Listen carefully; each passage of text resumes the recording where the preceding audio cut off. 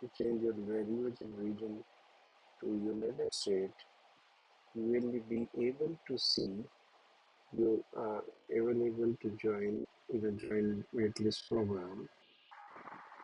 So you are just available for waitlist. You will be notified that will be available for your iPad.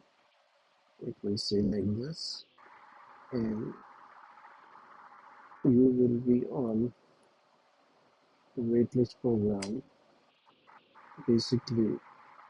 So if you didn't able to see the Apple Intelligence available, you have to click on General tab and just go into language and region and change your region from any other region to United States and just go back with Apple Intelligence tab. You will see Apple Intelligence will be on a joint with this program.